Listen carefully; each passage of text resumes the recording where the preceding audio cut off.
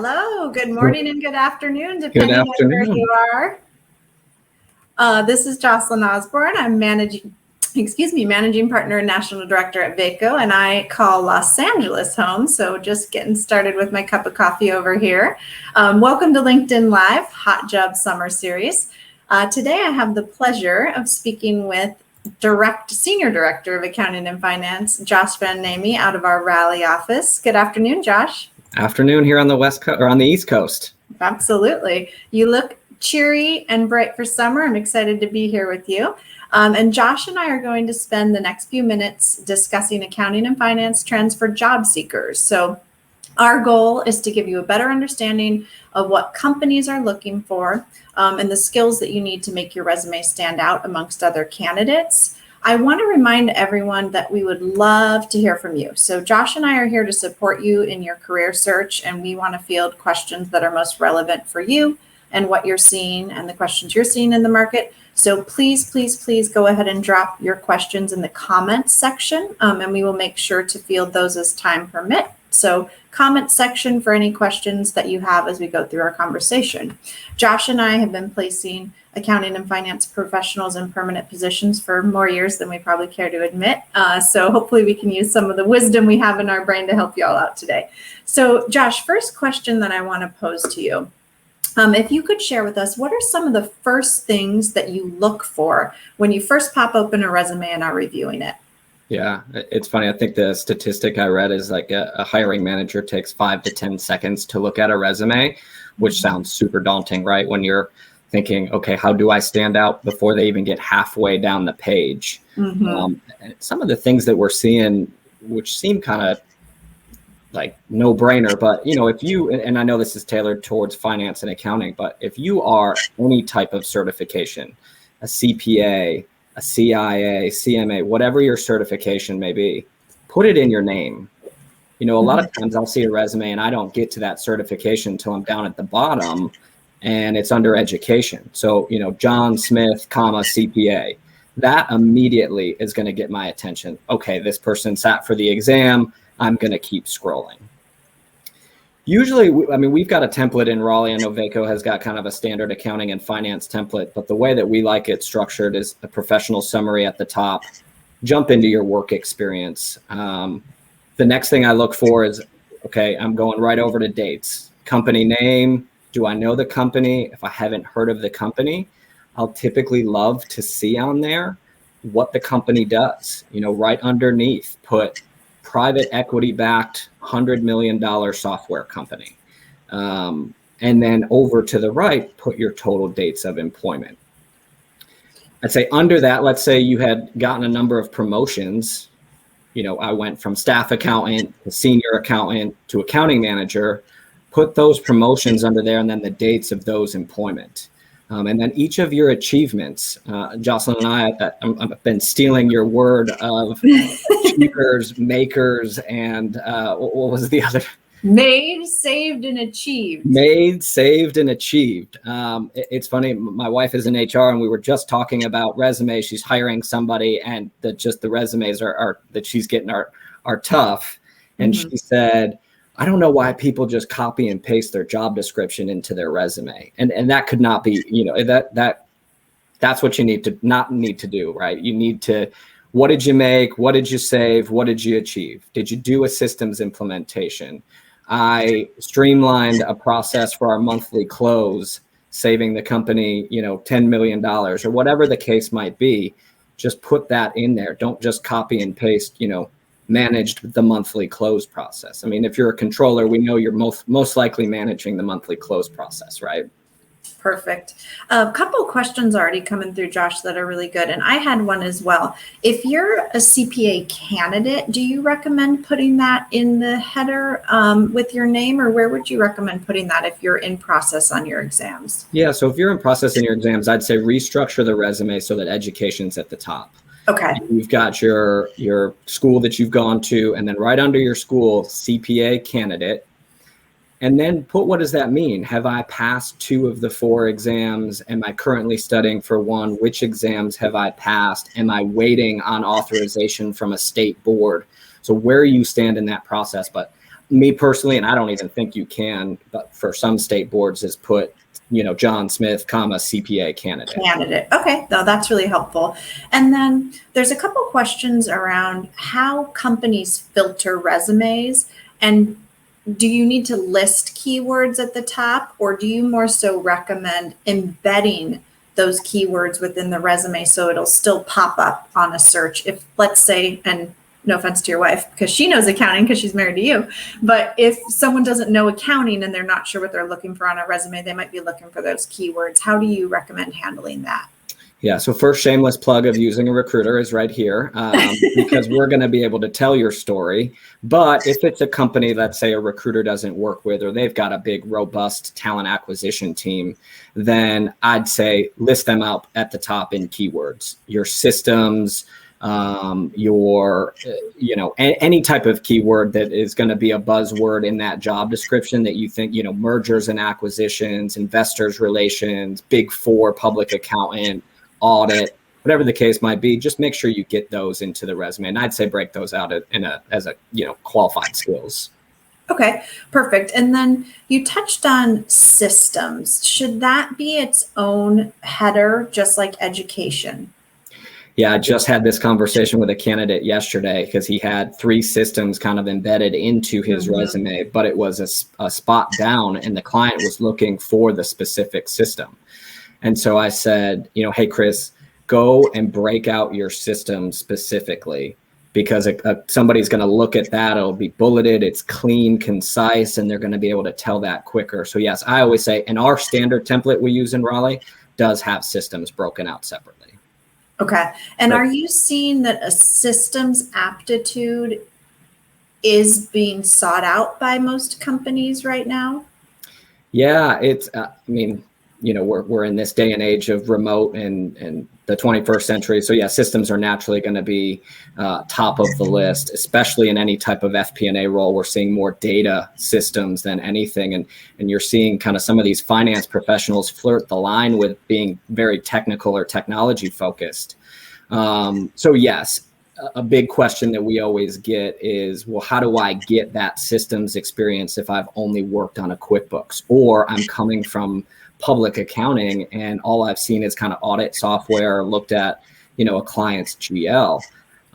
There are so many online resources right now that you can self-teach yourself. The gentleman I spoke about, Chris, he's teaching himself a Tableau course. He's paying for it, but he's teaching himself a Tableau course. So lots and lots of resources out there online to self-teach some of these systems. And something I've heard too is with Excel, be specific. So you might want to put Excel and then in parentheses, what advanced features can you work with, so that is also clearly indicated, because an analyst knows how to use Excel better than I do, right? Mm-hmm. So just making sure to clearly highlight that. And that's a good point. Like, break it, say what you do. I can do pivots. I can do VLOOKUPs. Don't say I'm an advanced Excel user, because advanced for me is different than advanced for you, right, Jess? Exactly. I always advise candidates if someone asks you, what's your skill level in Excel? Don't say advanced, intermediate, expert. Don't give it a 1 to 10, because that is so subjective. Do exactly what you just said and clearly indicate and spell out exactly what you can do. So my takeaways there are made, saved, and achieved, systems, highlight your qualifications. I really like how you said too, if you've been promoted, to indicate the dates of each position to show that progression, and it leaves no questions there. And I'm assuming, after job title, we're going into the bullet points for those accomplishment statements, etc. Yeah. The day and age, I think, of paragraph resumes is kind of behind us. And again, 10 seconds, if that's really the statistic, then you need to be as clear on the I's as possible. And nobody's going to get to the 4th sentence of a paragraph because it just doesn't look as clean. Okay. And another question is just trying to think about being forward thinking with potential objections you're going to face when a company's looking at your resume or a recruiter's looking at your resume. And one of those is kind of jumpiness in the resume, where maybe you've had some bad luck. Your company moved out of state, you moved out of state, and you've had maybe 3 jobs in 3 years. Is there anything we can do to immediately address that on the resume? Yeah, I say put your reason for leaving in there. Whether that is, yeah, I'm in a military family, and I've gone all over the country for my spouse, and have just had to have a new job every year and a half. Sometimes it's a good thing, at least here in Raleigh, we've got a lot of private equity backed companies, and those companies are selling every 2 to 3 years. Yeah. And so if you're a CFO or a controller of a PE backed company, most likely you're getting a new job every couple years. So put that on there, maintain the due diligence and sold to a Fortune 500 company or whatever the case might be. But I think that's totally normal. Instead of putting another bullet point on there that doesn't have real meat to it, use the line and say what your reason for leaving was. Okay, perfect. So it might be company name, title, the little blurb that explains what the company did, which I also really like that. And then RFL, boom, and put it in there. Okay. There's a question that I love because we've all been there. Is someone said, I'm a recent college grad with no accounting experience yet. What can I do on my resume to stand out?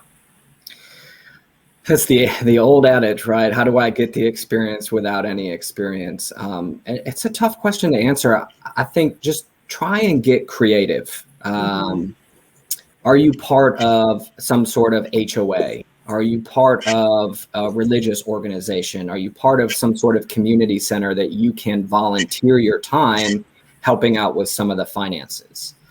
Do you have to do an unpaid internship? Possibly, yeah.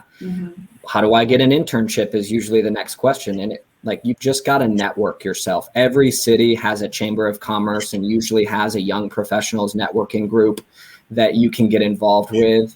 And you've got to put yourself out there. I know it's easy for us to say as recruiters, but I am an introvert by nature, 5 years public accounting, totally introverted, and putting myself out there is really difficult. So this is very difficult for me. But, network, the power of LinkedIn, the power of just my friend's dad does X or my friend's mom does X could lead you to an unpaid internship. Yeah, and I think too, I remember when I graduated, I leaned heavily on my college's career planning and resources department because we paid a lot of money to go to college. So worked that network too. And I remember I've seen a lot, and I know I did some stuff myself. You can kind of make it functional. So you can stretch it a little bit in terms of research and writing experience, talk about papers you've written, volunteer experience, that can be another header. So just think about everything you've done. Even if you were a babysitter, you were in charge of keeping another human alive. So how can you kind of sell that on a resume? Yeah, and I always say, if you worked during school, put that on your resume. Even if you were a sandwich artist at Subway, right? It just shows that you not only went to school full time, but you worked part time, and tells everyone about you. And then the last thing I'll say on this is, don't be afraid to use a recruiter with no experience. All of our offices have temporary resources. And that's a great way to get your foot in the door is some sort of temp to hire position. That's a really good point, because once you get in and just show what you can do, you just got to get past that initial getting your foot in the door hurdle. That's a great suggestion. One question I'll field, just because it's top of mind based on some internal conversations at VACO. Someone in the question asked, they have a lot of really solid years of experience, but don't have a degree. So they have certifications. So my recommendation there would be just in your education section to list out your certifications. If they're not certifications that one would be immediately familiar with, maybe even bullet point, what did that consist of? What was the length? What was the actual meat and potatoes of the certification? And that becomes your education section. We're hopeful and we're seeing more, and I think it's been a trend initially in the tech space, that companies are removing the degree requirement and much more looking at certifications. So hopefully that trend will follow within accounting and finance. A lot of the big tech giants are doing that. So, but I would just approach it right under your education section, and hopefully same thing, just get the conversation started and they'll see the value in your experience. Another question is if we have a preferred resume template. I know, and we'll have to figure out how to disseminate this, but there was a blog series VACO put together on crafting the perfect resume. And so we'll try to figure out how to share that with the audience here, because it's going to be a little bit hard to verbally say the preferred template in the content of this conversation. And then the other question, are cover letters important? I'm curious to hear Josh's opinion too. My opinion is, if the posting requests a cover letter, yes, it's important because it shows that you follow instructions and put in the effort. But what are your thoughts, Josh? Yeah, if the ATS is, or the applicant tracking system is making you put one in, obviously it's important. If it's not, the cover letter, what I've been telling people to do is get on LinkedIn, find whoever that post is associated with, and send them a private message. That is your cover letter. Reattach your resume. Realistically, if you're applying to a job, you could be applying with 200-300 people. But if I post a role, I might get 200 resumes overnight. But if somebody pings me on LinkedIn and says, "Hey, Josh, I'm Jocelyn, I've got 15 years of recruiting experience. Here's my resume. I'm really interested in Vaco," I'm getting that immediately. So I say, ditch the cover letter, send a LinkedIn message instead, unless the cover letter is required. Yeah, I love that idea. And hopefully it shouldn't be too hard to do your cover letter when you've done the resume in the format you're suggesting, where you're including the made, saved, and achieved. And the skills highlights, it's kind of easier to flow once you've already put pen to paper with leading with those accomplishments. That should be in your cover letter as well. I've heard, Josh, that it's a very hot market for accounting and finance professionals. So can you talk a little bit about how, as a candidate and applicant, what's our approach? How, if I'm a job seeker, how do I figure out what I want and how prioritize my search? Well, you heard correctly. The accounting and finance job market is the busiest I've ever seen it. And I've got people on my team who've recruited 20 plus years, and it's the busiest that they've seen it. How do you stand out and how do you prioritize? You've got to know your drivers, right? What are the reasons that you're looking for a new job? And really think of that. A lot of times we'll hear, well, my company culture is changing. What does company culture mean for you? And so when you're working with a recruiter, it's really like, tell us what company culture means to you, because I love Vaco's culture. We do happy hours and we do fantasy football leagues. We get to go to Vegas and Mexico. We get to do a lot of cool things, but that might not be for everyone. So like, what does company culture mean for you? Sometimes it might just be, I don't want to be micromanaged. I want to work a 9 to 5. Company's cool with that. And I just go home and do my home life. But describe what that means to you, or with your recruiter or with a hiring manager, whoever it might be that is helping you with your job search. Is it money? Is it that I feel stagnant? Is it commute? Is it that my company is going from, we've been working from home for 18 months and now they want us back in the office 5 days a week and it doesn't make any sense to me? But, describe that, talk about that with your recruiter, because they're going to be able to identify the right types of opportunities that are going to be closer to home, are going to have a hybrid schedule, are going to be more money, whatever the case might be, but really be transparent. I usually say to people, like, working with a recruiter is very kind of intimate. Like you're almost in a relationship with them. And like, if you're not in a good relationship with your recruiter, you need a new recruiter. And I think that's what has always separated us too from the competition, is like, we want to get to know you. We want to get to know your drivers, like what makes you tick. You go to work every day and you do this more than you see your family. So it's gotta be important to you.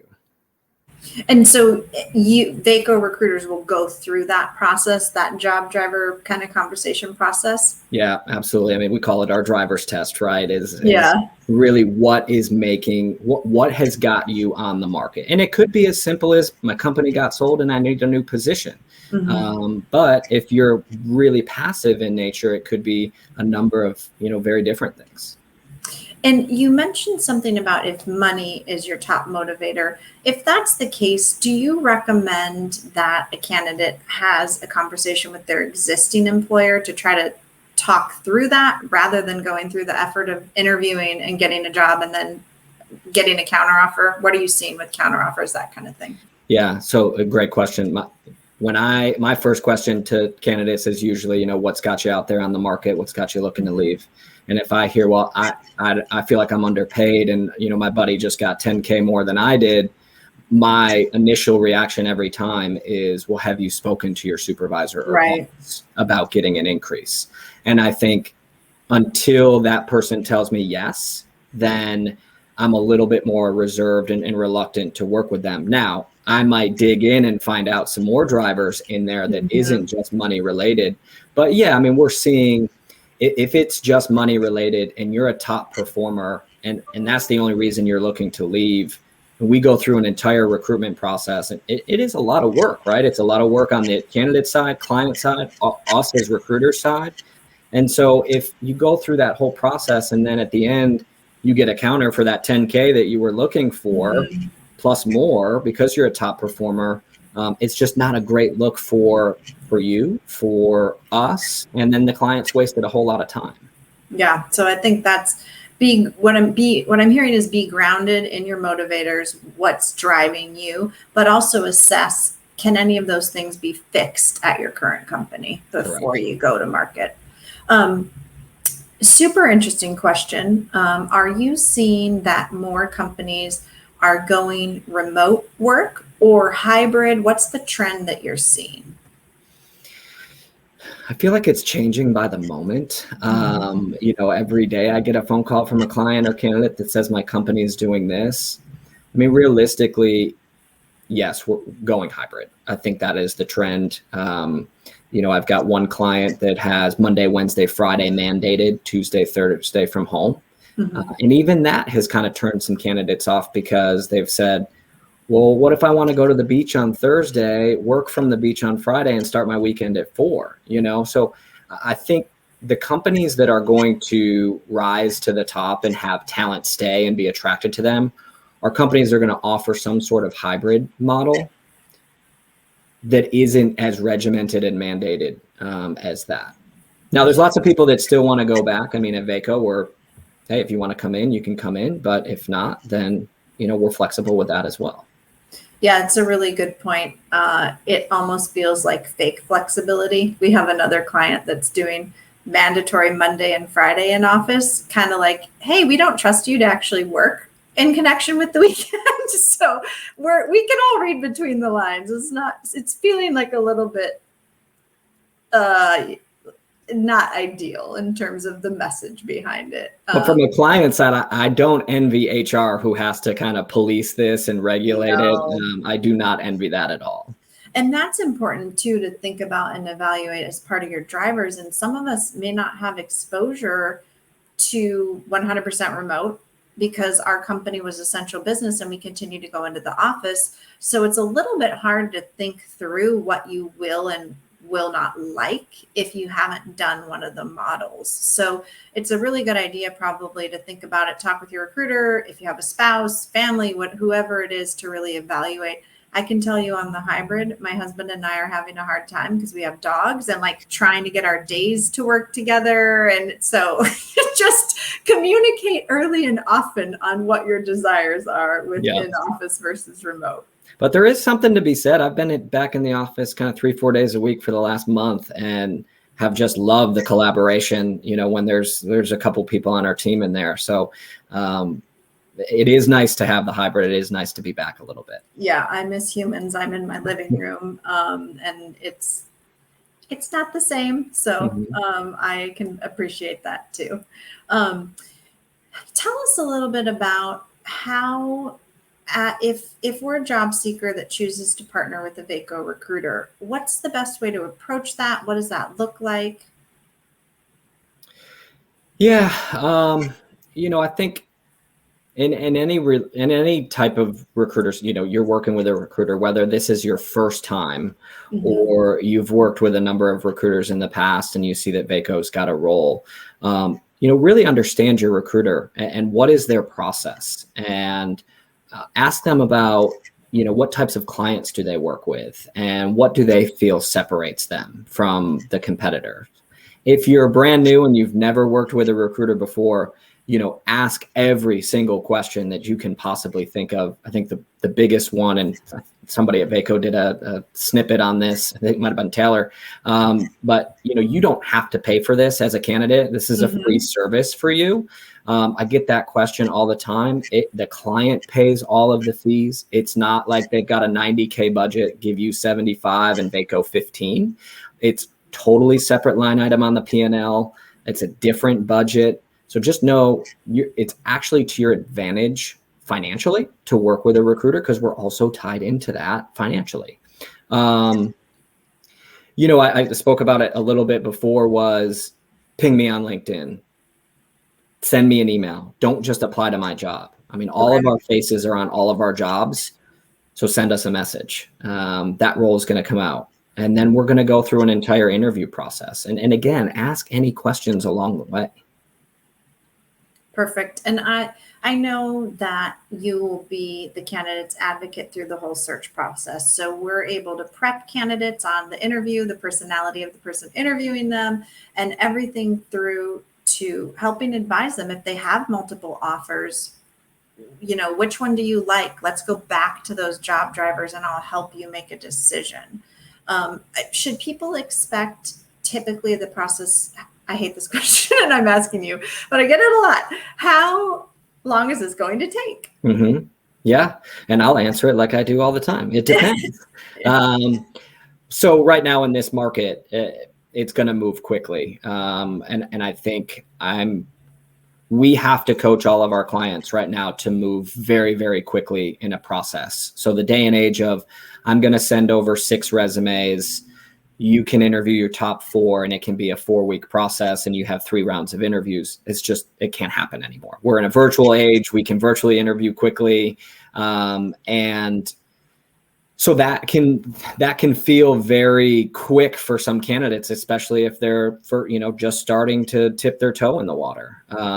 Again, being transparent with your drivers is going to allow us to put you in front of the right opportunities. There's some recruiters that will fling your resume and talk to you about every opportunity they've got, and they don't really listen to what your drivers are. So partner with a recruiter that, again, builds a relationship with you. Don't partner with 5 or 6 in town. Partner with 2, maybe 3 at the most, and really build a relationship for them, because realistically, they're going to be there hopefully for a long time. And then they're going to work with you on the client side of things too. So yes, it is moving quickly. If you have 3 years of public accounting and 2 years of industry and you're a CPA, just plan on buckling up, because we're going to have 10 or 12 things to do. Okay. And it'll be a fun ride. Yes. Question. This is a good question. Someone was saying if I want to transition from one area of finance into a different area with 3 years of experience, do you recommend an MBA or try to do the transition without putting in that investment?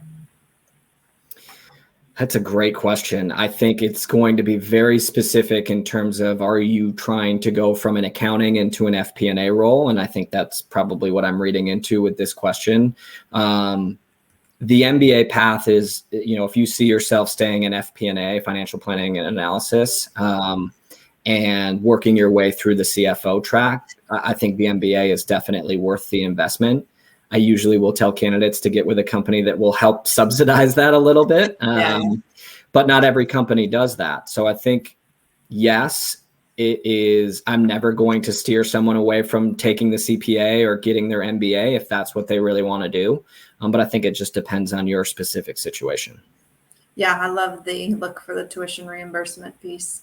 Well, this has been extremely insightful. I was even taking notes, and I've done this for a long time. So I hope that our audience was able to get some key takeaways. We'll work on getting that blog on writing your resume visible back on Vaco LinkedIn. And Josh, if people would like to further chat with you, contact you, how can they find you? Yeah, LinkedIn with me is great. I think there's probably a link somewhere in this that you can click on my face, or email me, Jay, and then my last name, which is Vannamy @vaco.com. Perfect. I think it's visible there in the title. So give everybody a second to jot that down. And thank you so much, everyone, for watching. Thank you, Josh. That was extremely, extremely helpful. And please join Vaco next week. We have one more Hot Job Summer series, and we look forward to seeing you then. Thank you, Josh. Thanks, Jocelyn.